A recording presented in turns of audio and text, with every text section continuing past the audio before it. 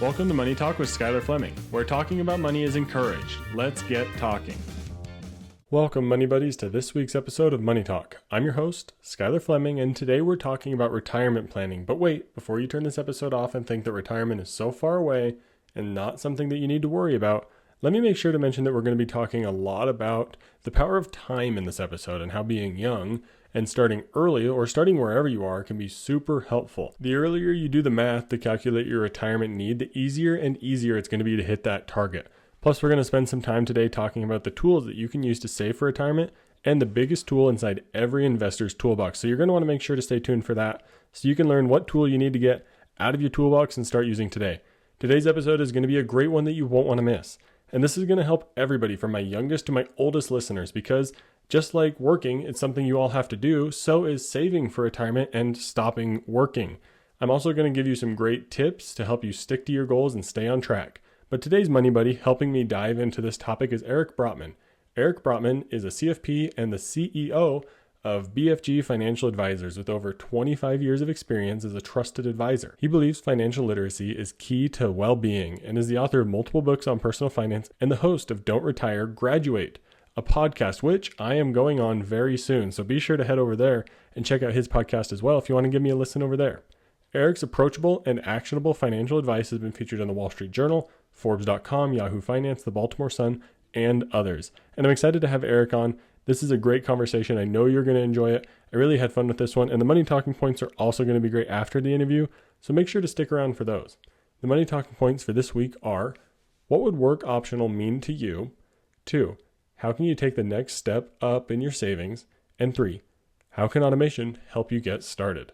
With those money talking points in mind, let's get talking.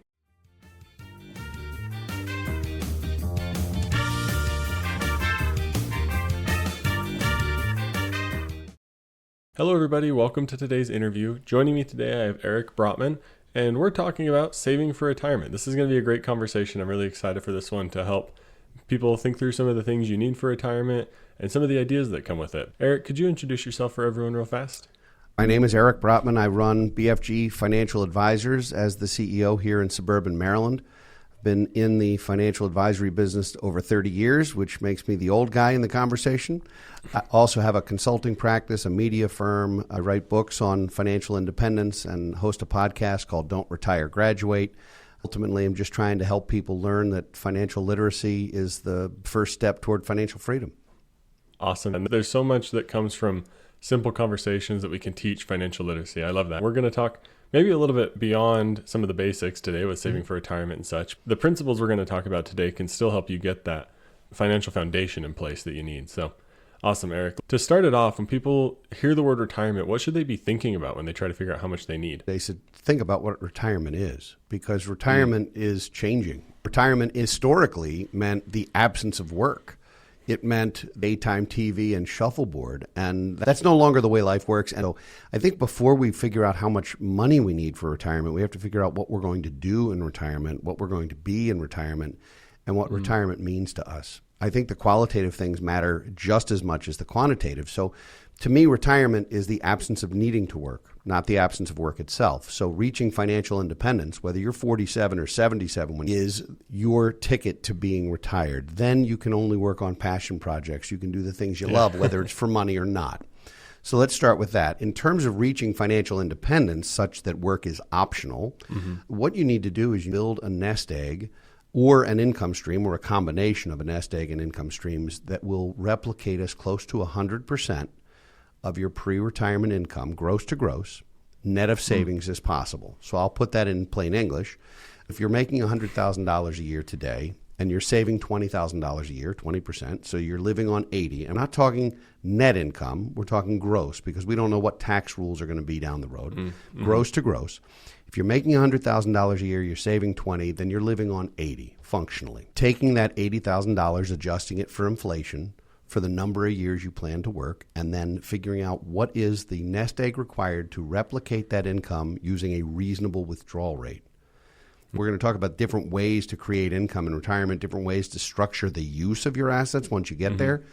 4% was always sort of a rule of thumb, and I think it's a slippery slope because 4% means a lot of different things to different people at different times of their lives and at different times in the economy and markets. And if we use that as the line and we said, well, of that $80,000, you plan to work another 20 years, adjusted for inflation, let's say that $80,000 is $140, and I'm making this up, but it's $140,000, which today sounds like a lot of money, but then is the same thing as 80 is today. Yeah. And let's say out of that 140, the 40 is going to come from pension or Social Security or some kind of income stream that you have. So you need to make up the difference, and that's the 100. To get to $100,000 with a 4% withdrawal means you need $2.5 million. $2.5 million will throw off $100,000 a year at 4%, assuming that is a safe withdrawal rate. And safe is the wrong word because sometimes it is and sometimes it isn't. But that's how you figure out how much you need. Is what are the income streams, what is your lifestyle, and I think if you plan for 100% and you get to 93, you've got a pretty good thing going. You plan on sort of those rules of thumb where they say you only need 70% of your pre-retirement income, I think you're planning to fail. And I think then if you don't hit that goal, you're really in trouble. So target 100%, try to not change your life just because there's no paycheck. And if you try to build that nest egg and you're short, you can still do some of the things that make you money later in life. You know, I've had folks on my show who are in their 80s who are starting businesses. Like, this is not our grandparents' retirement. You know, this isn't the gold watch and then sitting on the couch waiting to die. Yeah, and I love how you took a little bit more of an aggressive approach to calculating your savings versus that 70% or 80% of your income is a target. But I like what you said, go for the 100, make your life the exact same it could be. And then you're going to be a whole lot more comfortable making adjustments. People can tend to spend less once they get into retirement. There's a few less things that maybe you're obligated to do, but if you're not forced to do that, you're living so much more of a comfortable life. So I like the math that you started there of saying go for 100%, figure out how much you need, and then you can adjust backwards if you don't quite hit it. But getting, like you said, 90% of 100 instead of 60% of 70 is a whole lot of a better number. There's a big gap between those. Huge. It makes a giant difference. And, you know, targeting to keep your lifestyle the way it is changes the game in retirement too, because historically, if you were shooting for 70%, you were going to have less income in retirement. That's where the premise of the 401k and the IRA came in, where, hey, let's take a deduction while we're in a high tax bracket and let's then pull the money out when we're in a lower tax bracket. That is planning to fail. And so, you know, I want our clients to have the highest tax bracket possible later in life because it means they're making a lot of money. I don't want them to pay a lot of taxes. We can do some tax planning around that. But I want them to make enough money that they are at least in the crosshairs of tax issues. It's much better to have a tax problem than an income problem. Yeah, and when people say they try to avoid taxes outright or make sure they don't have enough income to pay the next bracket or whatever, it's like taxes is a sign you're making money. So it's okay if you need to pay them. Like you said, there's planning that can be done around them to minimize them. But having to pay taxes is a cruel reality, I guess. But it's not this thing you need to all out avoid. No, and I think that there are lots of different advice sources out there, some of which say, oh, when you do an estate plan, it should be a zero tax plan. Well, maybe it should and maybe it shouldn't. Maybe there's other factors in your world. The tax tail should never wag the financial dog. If you have a tax problem, there are things you can do to mitigate it. Right now, it's about, are you starting good habits? Are you putting away enough money? Are you on track to reach financial independence at a reasonable age? And then you modify that over time because it's not a linear equation. There's so much adjustment that gets to go on. One thing I've learned is that assumptions are always wrong. So you're going to start your plan, you're going to figure out the calculations, and then something's going to change. Correct. I love that. And we do tell people the math is accurate, but this isn't what's going to happen. Unless you're planning on 7% return on some investment, and I'm using that as a pure hypothetical, it's going to be very different if it's 77777 than if it's plus 21 minus 14 plus 3. That's not the same as if it's steady. When you start looking at sequence and series of returns, it's not as simple as saying what's the average. Yeah, because there could be, like you said, that 20% year where now you have all this opportunity to do some tax planning, or you go down and now you have that opportunity. So that's awesome. We're off to the races here with some great things for people to think about. There's a whole lot of opportunity, and I love that. But I'm excited to hear your answer to this next question because you took the approach of saying save for 100% of your income. So I'm interested to hear how you answer this one. When people try to calculate this number, should they be trying to calculate for early retirement and realize it may come a little bit later? Or should they calculate for that normal 65 or whatever retirement and try to speed it up? Which approach do you think is better mentally? That gives me my favorite answer ever, which is it depends. Some of it depends on your lifestyle. Do you have 3 children or none? Do you have a very modest lifestyle, or are you keeping up with the Joneses? What do you do for a living? Are you sitting behind a desk, or are you building bridges? You have to consider the possibility that you can't physically, mentally, or emotionally continue to work in the way you're working now.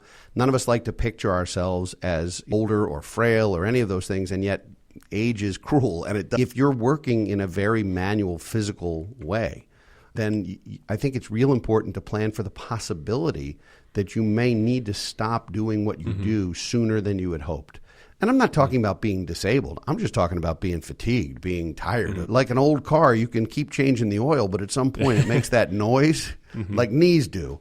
I think a lot of it depends on what you do for a living, and also, do you love it? If you work at something you love, it won't feel like toil. If you hate it and can't wait to be done, you're going to plan for the soonest possible date that you can give your 2 weeks notice. Yeah. If you're wanting a job you can't stand, try and train yourself or learn some things or try and find another job, because that's miserable and no one should live that way. But if you are living that way and that's what you do, then you're one of those people who wants to be done early. If what you do is a labor of love, you want to do it until you're not useful. If you're 82 and you're still functional and useful and having fun, go for it. Be financially independent before that, but why not? Don't be buried in debt and trying to do saving. People say, I don't want to die at my desk. And I think it depends what your desk is. If you're a professional skier and you're 87 and your last run is the one that kills you, that's a pretty good way to go out, right? It's different if you're an architect and you're working yourself to death and you die at your drawing table. That's miserable. So I think it depends what you do for a living. It depends on people. Yeah, I love that. And I do think, at least for my wife and I, when I thought through this question, we calculated that earlier financial independence number, but then we did realize my wife enjoys her job. She just got started in her career as a physician assistant. So she has a long time ahead of her to earn and make money. So we were able to back down off of that intimidating savings number to get to financial independence quickly. But we were saying, hey, as much as we keep increasing this number, we know we keep bringing that financial independence date closer. So I think calculating both can be super useful. And I like what you said about actually think through your life, because if you're just doing the math, then you're missing out on so much of personal finance. Correct. And I know too many people who have wanted to get done early and they squirrel away every penny and they never take the trip and they never live their lives. I think there's something to living for today as well. I'm not saying you live for today and you save nothing and you hope for the best. I'm saying there's a balance. There's a balance. People who wait to take the trip and then lose a spouse where they're not healthy enough to do the bike trip through Thailand or whatever it is that they wanted to do, take the trip. If you're putting away enough money and you don't have adverse debt and you're building good habits, enjoy your life. I mean, I don't think it's about the scoreboard. They say he who dies with the most toys wins, and I don't buy it. He who dies with the most toys still dies and probably didn't play with most of them. Yeah, and the person with the most money still dies, and the person with the least money still dies. That's where you got to strike that balance. Life is short, and this isn't a dress rehearsal. Skylar, this is it. This is what we got. Yeah, so calculate your numbers and work the math in the back of your mind. Ultimately, strike that balance. My podcast, I'm sure, is sick of hearing that my wife and I went to Hawaii, but this is such a perfect example. Right after my wife graduated PA school, we still had student loans needing to be paid off, but we had planned for this trip about 3 or 4 years in advance and had been saving for it. It was a no-brainer. I look back on it probably once a week and think about how great it was. That money could have gone towards shrinking that financial independence date, but we don't regret spending it on a trip like that. Balance can be extremely liberating once you are able to find it. Yes, I think wealthy and miserable is not a great combination. Enjoy your life. Yeah, really. That's fantastic. We've had so many great conversations so far. I want to talk about how people can, once they figure out this math, how they actually stick to it. And I think that's through a written plan. I think it's super helpful for people. How do you think a written plan helps with the behavioral side of this planning? Well, a written plan is an excellent start. And I think there's a certain accountability to not only writing it down, but to sharing it with someone, whether it's your spouse, whether it's your close friend, whether it's a professional advisor, whomever it is. Being accountable matters. Financial planning, like anything else, requires an enormous amount of discipline. You know, it's no different than the discipline to grab the apple instead of the cupcake or to work out when you could be sitting on the couch eating chips. There's a discipline involved. And so that accountability matters. If you write it down, then it's no longer a dream. Now it's a goal. And that's true for anything in life. If you've written it down, you've taken the time to think about it, you're monitoring it, you're looking at it regularly. It's not enough to write it down, stick it on a shelf, and pull it out in 10 years and hope it's still right. You have to use it too. Not enough to buy the treadmill. You have to still walk on said treadmill. Writing it down allows you to be focused. It allows you to be accountable. And I think that's the first step. But it also has to be monitored. It has to be adjusted regularly. That doesn't mean every week. It doesn't mean you have to write down every cup of coffee you bought. It does mean looking at the big picture, knowing that every year is going to be a little different. There'll be years where, depending on what you do for a living, there might be years where you make more or less money. There might be years where there's a windfall or a strange expense, a medical expense. Life happens. You have to create it, write it down. You have to memorialize it. You have to be accountable. But lastly, you have to monitor it over time because your life changes in an instant so regularly. Some of those are opportunities, and some of them are blessings, and some of them are tragedies or threats, and so you just have to be ready for whatever. None of us know what tomorrow holds, so being ready for it, and then monitoring it, and then having somebody to monitor it with, whether it's a spouse or partner, whether it's somebody professional, whether it's just a best friend, and you sit down over coffee every couple months and say, here's my plan, how's yours? Any of those strategies will work. Yeah, and I love the idea of checking in on it. I love to call my community that listens here the money buddies, similar to the gym buddy, and I think that is that accountability piece that you talk about. So if someone's able to find their money buddy who they can check in with regularly on their plan, that friend can say, hey, why are you still single stock picking or something? Like, they can throw ideas like that at you to help you out. Those are the sort of things that just bouncing it off somebody can help you with just brainstorming and figuring out new ideas. Well, or if you commit to paying your student loan down by 30% this year, and then you get together and you haven't done it, someone should hold you to the fire and say, well, why didn't you do it?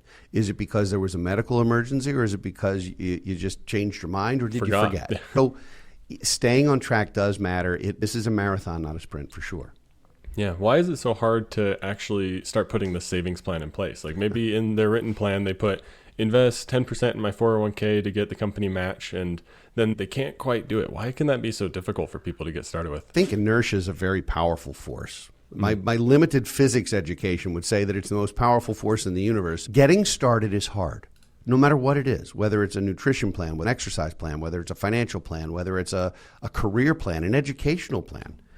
Getting started is the hardest part. Once you leave the house, once you take that first step, it's much easier. It's much easier to start putting money into a 401k than to start necessarily at 10%. Some people will start at 4% or 6% and say, look, I'm going to get it to 10. Maybe it's set up to be automatic. The more things you can put on autopilot from a saving and investing standpoint, the better off you are. Because you don't want, if you're dollar cost averaging, and dollar cost averaging is not a miracle cure. It doesn't always work. However, it will set your behavior where you're putting away X dollars or X percent every month or every check. It eliminates the psychological torture that's saying, oh, is this a good time to invest? Or I saw this on the news yesterday, or I was thinking about this shiny thing I wanted in my driveway. If you build those behaviors, once you've got them, it's so easy to tweak them. If you're putting 8% in your 401k and your goal is to do 10, it's not hard to go from 8 to 10. It's hard to go from 0 to anything. Yeah, I love that. That's probably the quote of the episode right there. It's hard to go from 0 to anything, but you can take those incremental steps. So that was great. I want to mention that book came to my mind called The Automatic Millionaire. It talks about that slow increasing. You're not going to miss that 7 to 8%, but you're going to feel that 0 to 10% jump. But if you can slowly put in that slight increase of 1%, your lifestyle is going to adjust in a way that benefits you versus adjusting in a way that doesn't benefit you because you're increasing your spending. So I think that's one thing to watch as you're maybe making more money or getting raises, is to increase that percentage that's going to retirement. You can increase the percentage, or if you're on track, you can maintain the percentage so that it's a higher dollar figure. You don't want your lifestyle to become an albatross. If you are making 3 times the money you used to, it doesn't mean you need 3 times the lifestyle. They say that a fish will grow to the size of its environment, and if it's in a fish bowl, it'll be so big, and if it's in the ocean, it'll grow. The same thing's true with our lifestyles. If every time we get a raise, we amplify our lifestyle like we were trying to put it on MTV Cribs back in the day or something, that's not the best way to do it. If you keep the percentage the same, or if you have that percentage increasing over time, you won't feel it incrementally. It won't matter. But if you postpone this and you live a certain lifestyle and then you're like, oh boy, I'm 45 and I haven't done it yet, the pain is going to be significant to try and get that under control. Yeah, because then you got to go from 0 to 20% in terms of your retirement savings. There's some big numbers you got to jump there. Well, and it's much easier to stay wealthy than to get wealthy. Mm-hmm. So if you've built good habits and you've started to build a nest egg, your nest egg, by its very nature, based on your behavior and based on reasonable assumptions, will grow. And if it's growing while you're asleep. If it's something you have to do by rolling your sleeves up and putting more away, that's not growing while you sleep. That's growing while you toil, and that sounds terrible. Mm-hmm. Yeah. Awesome. That's a great conversation right there. I want to move into some of these last things I have for my audience, which is primarily young adults. So I want to talk about the power that they have of time. And mainly, like, if they're starting to do this math and maybe they don't quite understand the magic of compound interest, and they say, oh, my monthly contributions of $500 a month, that's never going to add up to that 2.5 million or whatever you gave us in the beginning. Why is that? What makes that difference? Well, the formula itself, one of the chapters in my book has the formula as part of the title, because it doesn't look simple. If you've done algebra, that's all it is. But when you look at that formula, the thing that drives this exponentially is time. That is the factor that will make the biggest difference. And so when you look at $500, it's not just $500 a check or a month or a week or whatever it is. It's that plus what it's growing, and then it's interest on your interest. It's growth on your growth. And the 500 probably shouldn't stay stagnant. If 500 represents 3% of your income, and your income goes up, now the 500 is 520 and 540 and 560, and it's growing and it's got time on its side. And the more time you have, the more money can amplify. It is not a linear equation. It is very much a curve. Starting early is the single greatest way to build real sustainable wealth, even if you start small. The habits are hard to start and easy to adjust. When we tell young people, and we work with a lot of young folks, our firm does not have an asset minimum. So we work with folks at all different stages of life. For young individuals, young couples, young families, it's about building those habits and getting started. And you can show what that math will do. If you're 25 years old and you've got a 40-year horizon and you start doing something monthly, it's much better than if you're already 55, even if you could put away a whole lot more per month because you're 55 and you have all this extra money. You still won't build the same nest egg as you would if you had started 30 years earlier with smaller numbers. The time is the most powerful piece of this puzzle. Everything else is window dressing by comparison. So if you're in a position to start early, whether it's your first Roth or your first employee benefit plan or your first savings account, for Pete's sake, I know that earns nothing, but at least you're in the habit of doing things. Whatever you begin early, you will continue doing. You'll get married potentially, and then you and your spouse will have different habits, and you have to sort of navigate that, which is interesting, because if one of you is a spender and one of you is a saver, there's conflict that can happen. Or if you're both savers, you might never leave the house. You might eat ramen noodles every night. So there's a balance that gets struck there too. Yeah, and I love what you said right there about that. Time helps the younger investor more than any sort of big income, because I think that's the financial nerd's favorite trick question. Who's going to have more money? So-and-so with less income and more time, or more income and less time? And it's always time is the biggest factor. Always, especially if you can get some tax deferral in various ways, because that big income also means you might be paying 40 or 45% in tax versus 20 or 25%. That matters too. It's not how much your account says it's worth, it's how much you can actually spend. And so if all of your money is in an IRA, and you haven't paid taxes on it yet, and you now need large withdrawals, it's not the same as if it was sitting in a brokerage account. Yeah, there's tax consequences to think about too, which transitions me perfectly to my next question about the Roth account. My young adult listeners are thinking, oh, I have so much time, I have so much potential, I don't have to put a ton of money away right now and I'll be okay. But what kind of additional benefit would a Roth IRA or a Roth 401k add for them? First and foremost, I wish it had existed when I was in my first job, because I started in the workforce 30 plus years ago and started putting away right away. And almost all of it was traditional, which means I've grown my wealth, and therefore I've also grown my future tax bill. Had I been able to grow that money in a way that it wouldn't be taxed during my lifetime, it's a godsend. There are 4 places where most Americans can put money where during their lifetimes and potentially beyond, it's never taxed again from an income standpoint, and the Roth is one of them. So the Roth IRA, Roth 401k is an enormous tool, particularly for young people, particularly for folks who aren't making as high an income as they like. But at any age, the Roth can be a nice thing for tax diversification. But there are 4 places to put them. I'm not going to put you on the spot with a quiz. I've done this before in rooms full of professionals, and sometimes folks whiff on it. But I did publish a white paper on it that's free. And so if your listeners are interested in reading more about the ways that they can grow wealth without paying future taxes, go to lowtaxbook.com. And you can read about the 4 strategies, Roths being one of them, including the way I'm using them personally. Hopefully, folks will check that out. I would assume, is HSA one of the other ones? It is. Oh, man, you're 2 for... if you get the other 2, then you will win some kind of prize. The HSA, hands down, is the greatest tax tool ever invented. It goes beyond the Roth because it's the only triple tax-free vehicle. The HSA is something we could talk about forever. Oh, yeah. We just spent a moment talking about how young adults or younger listeners can take this power of time, take the power of a Roth account, and get going with their investing. But maybe someone's a little later, they feel like that might not be perfect for them, so they're struggling to find the motivation to get started. How can the listeners who aren't in that young adult camp find the motivation to save? Well, I think sometimes the motivation is not wanting to live under a bridge. I mean, sometimes the motivation is negative reinforcement. I think probably the best thing to do is to start with a conversation with your spouse or significant other if you're married. It is to take inventory and be honest with where you are. It is never too late to start. It is always better to start sooner. But if you're 42, you're not too old to plan for retirement, to reach financial independence. You just may have to work a little harder to get there, because you have a little less time on your side. But beginning with inventory and then creating what I'll call it pay yourself first, rather than paying all your bills with your paychecks and then hoping there's money left over at the end of the month, and sometimes there is and sometimes there isn't. Instead, take that first 5, 10, 15, 20% what you make and do good things with it, whether it's excess debt payments or savings or investing, or that's for the long term. Learn to live on 80%. If you can live on less than you make, you will always grow some form of wealth. Yeah. And so the motivation is, it is better to start, if you're 42, it's better to start than when you're 44. Waiting a little longer, kicking that can down the road a little longer will not make it better and will make it materially harder. Yeah, and also to think about if you feel like you're struggling to get started or maybe you're a little older, think about who you have to pass the money on to.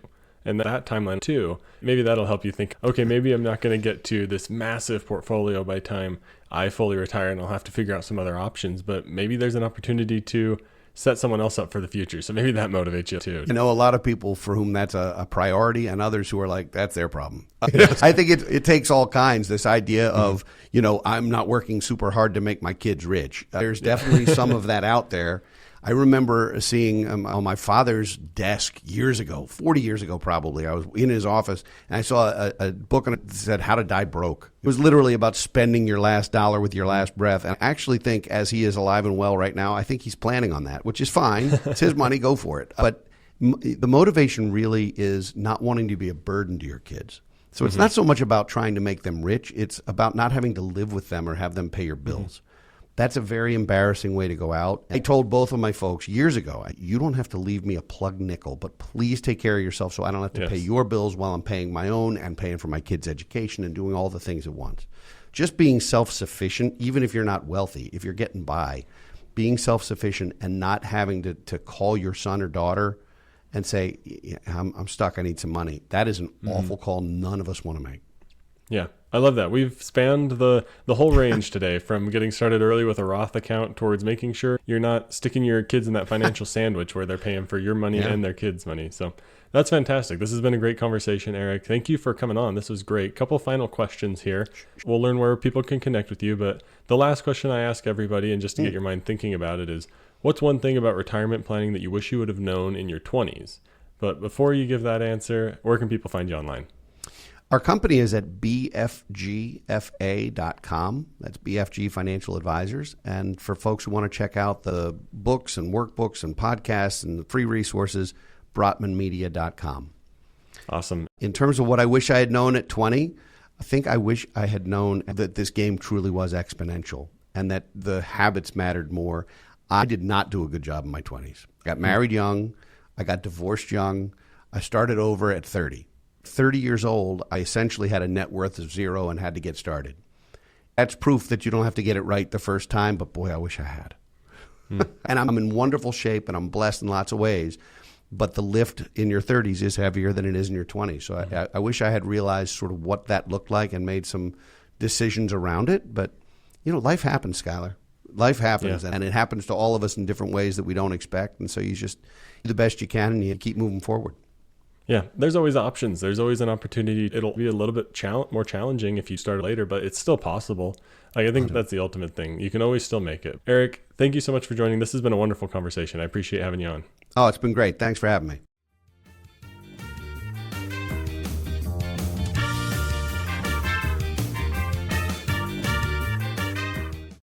Thank you so much to Eric for coming on this episode. Wasn't that fantastic? I know I enjoyed the interview, and I'm sure you enjoyed listening to it. But let's start off with the first money talking point here. What would work optional mean to you? Well, this is in reference to a phenomenal book that I love to mention often and I enjoy reading called Work Optional. A couple notes that I have from the book from the last time that I read it. Age 65, it's an arbitrary milestone. It's something just randomly picked out that we decided, hey, people die shortly after that so they can stop working shortly before this age or whatever. You can retire earlier by breaking away from the standard work lifestyle whenever you want. 65 is just a random number thrown out there. It's not a legal requirement. You can stop working whenever. There are several options to this, including full-on early retirement, semi-retirement, or career intermissions like sabbaticals and things like that. There are a lot of options to adjust and change your standard work lifestyle. One of the things from the book that I really like is creating a money mission statement that reflects your priorities. Automate your savings goals and emotional triggers so that you don't have to worry about those as much. That way you can ensure your money is serving your long-term goals with that automation that you already have in place. We are going to talk about automation more here in a little bit, but that's just some notes that I took from the book called Work Optional. And I want to put this out here as well. An idea that I've been tossing around is book reports. What do you think about that? Could you potentially see yourself wanting to read book reports on my website and on my blog? What do you think about me taking my thoughts and summaries from books that I've read about personal finance and distilling them into some sort of actionable information that you can take and take action on even before reading the book? Let me know what you think about that. Shoot me an email or submit a comment on my website, Spotify, or YouTube. You know how to get a hold of me, so please reach out if you'd be interested in that. But the ultimate goal of this money talking point is to consider, what would it mean to you to not have to work? And I put a ton of emphasis on the words have to, because that's the whole point of it being optional. Do you work because you actually enjoy it? And as a kid, I grew up a lot hearing people say, well, if you find work you enjoy, you'll never work a day in your life, and blah, blah, blah, things like that. But what does it mean if you actually don't have to work? Because having to work, even if it's a job you enjoy and love, is still a requirement. But what if you can combine not having to work as well as a job that you enjoy? Then you really don't have to work a day in your life because it's completely a choice. And I think that's where the word work to me is so much associated with something that we have to do. So getting to a point where work optional is a reality, that means you're getting to a point where you can separate the word work from the requirement to do something. So what would it mean to you to be able to work less and work on your own choices to say, I want to do this, let me put it in my schedule, versus I have to do this, how do I fit the rest of my schedule around this? It can be a pendulum that you swing on. Sometimes you may enjoy and want to work more, but sometimes you may want to work less and travel more. You can go back and forth. And sure, getting a job after a few years of less work may be tricky, but it's not impossible. And the good news is you don't have to go back to work if you're able to save yourself to a work optional point. If work is optional and you try to go back and maybe you can't land that job, sure, that'll be an adjustment because you were looking forward to working, but now you can't because you can't get a job or whatever. You're still at a point where you can do what you want, so you can realign your priorities instead of feeling stuck like you have to go back to work. You're at a work optional point, so you can do whatever you want. And something else right here, if you're still listening at this point in the podcast, you definitely heard Eric share how he started over around 30 years old. So you may be listening now thinking, yeah, Skylar, that's all great and fantastic. I love the idea of work optional, but I'm not starting in my teens or 20s. Even Eric started in his 30s, but even if you're in your 40s or 50s, this is still something that's completely possible. It might look different, but you also might have a good safety net of assets already built up that you can begin this foundation of work optional. And maybe it's not completely work optional. Maybe it's a point of where you can reduce your hours a little bit to give yourself a little bit more freedom. There's still so many options and opportunities for everybody. I'd love to chat with anyone about this. Head over to moneytalkwithskylarfleming.com/chat and let's talk about this. See what kind of opportunities and chances are still available for you, because I guarantee there's a lot of them. But you can start wherever you are and whenever you are, and you still have time on your side. The key is to just get started and take the next step. And speaking of next steps, let's take the next step into the next money talking point. The second money talking point is, how can you take the next step in your savings? Well, make sure it's a small one, because that can be what intimidates and scares so many people away from making progress in their personal finances. They think this big, gigantic, magical next step is going to fix everything for them, and they never bother to figure it out. And it's too big to honestly do all at once. So make sure it's a small step. Something like increasing your 401k contribution 1%. You heard me, only 1%. You'll hear people say, make sure you get your savings rate up to 15, 20, 25%. Increase your 401k percent by 1. Start there. If it's at 0, set it at 1. And I highly doubt, whether it's going from 0 to 1 or 5 to 6, I highly doubt you're going to notice that 1% change. Then in a few more months, make it 1 more percent. Your lifestyle will adjust, I promise. There's a great book about this called The Automatic Millionaire. I recommend this book as well. Go check it out. I highly recommend it, and I bet it's at your local library, so you can get it for free. It's all about finding that next simple step and doing the next simple thing. And your lifestyle will adjust, like I mentioned. I promise it will. You're not even going to notice the 1% change, and you're going to be able to make it work. But like Eric said, it's a lot harder to go from 0 to 10 than it is to go from 4 to 5. So don't feel like you have to make a huge jump. Wade into it, tiptoe into it, and then before you know it, you'll find yourself saving a ton of money and not knowing how you were able to do it. I promise it will work. Not to mention, if you automate it, which is the next money talking point, it can help you a ton. So let's talk about automation. The third money talking point is, how can automation help you get started? Direct deposit is one of the most overlooked tools in our personal finance arsenal. It's something that so many people don't even consider as an actual tool for automation to help them mentally and behaviorally when it comes to their finances. It is so much more than just a tool to send your paycheck directly to your bank. You can create what I've begun calling a direct deposit IRA. If you don't have a 401k, you can set up your direct deposit to send a percentage of your income to an IRA in your name, and then set it up with automatic investments like an M1 Finance or an index mutual fund with Fidelity or Vanguard. Let automation and compound interest take its true role and spend time growing your money for you, and let it roll and build up that snowball of money for you to have during retirement. And make sure you set up your dividends to automatically reinvest in whatever you're investing in. If you don't know how to do this, let me know. I'm happy to help you out. And I'm also sure any customer support agent can help you get this setting turned on. But here's a little secret. I didn't do this for a long time. So unfortunately, there was a period where compound interest was not really compounding. It was just depositing the dividends to my core cash account and not doing anything. How disappointing is that? So be sure when you start investing that your dividends are automatically going back into the security that they're paying out of. If you don't know how to do that, ask the customer support at your brokerage company or whoever you're investing with. But make sure to check the automation boxes so your money and computers behind it all can do all of the hard work. When it's automatic, you don't even have to think about it. That's just one simple step with direct deposit and dividends. You can also set up automation for your credit card payments and all sorts of other automatic transfers. Follow up real quick. If you were listening a couple weeks ago, you heard me mention that I was going to consider starting to use automatic payments and automatic statement balance payments for our credit cards. Here's the update. I did it. It works. It's so much easier. I don't have to sit there and compute all sorts of different credit card payment amounts to make the right amount and whatever. I just let that statement balance pay, make sure there's enough in the checking, and we're done. It is so much easier. I love it. Automatic payments for the win here. So make sure to use automatic payments on your credit cards. It helps you by saving some of the mental load that you have to do in order to pay bills. I love using automatic payments on my credit cards. It's going great. It's super simple. No more bill pay, all that sort of stuff. I love it. My mental load is drastically reduced with our credit card payments. But automation is the key to a good and happy financial system. So please remember that. And if you're curious how to get started with automation, head over to that moneytalkwithskylarfleming.com/chat page on my website, schedule a free time with me, and let's talk about how automation can help you level up your financial system. But that does it for today's episode. I hope you enjoyed those 3 money talking points as well as the interview with Eric. A reminder, I'm going on his show here shortly, so make sure to head over to the show notes, click on the link for his podcast, and check out my interview on there. Thank you, Eric, for coming on and being today's money buddy and teaching us all how to save for retirement and how to figure out how much we will need. We talked a lot about a lot of different things today, so remember, consider the next small step you can take to get started.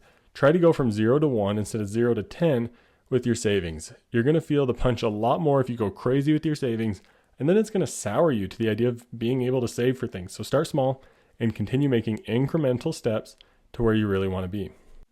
Remember that time is the biggest factor, and it's a bigger factor than any amount of income or money you might have. So the earlier you start, the better. But if you haven't started, don't be too alarmed.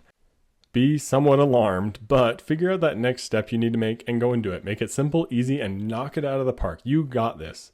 If you need help identifying that step, sign up for Money Talk on my website, moneytalkwithskylarfleming.com/chat. But that does it for this episode. Thank you for listening to this episode. The best way to stay up to date and connected with all things Money Talk is to subscribe to the podcast and sign up for my email list. Head over to moneytalkwithskylarfleming.com and submit your name and email right there on the homepage. You can also use the contact page to send me any questions you might have. Be sure to check out the show notes for any links to resources you might have heard in today's episode. And remember, the best way to learn from today's episode is to go out and have a money talk about today's topic with a fellow money buddy. Thank you for listening to this week's episode of Money Talk. I'm your host, Skylar Fleming. Have a great week. Thank you for listening to Money Talk with Skylar Fleming. This show is provided for informational and entertainment purposes and may not be specific to your unique situation. Please be sure to do additional research before making any financial decisions.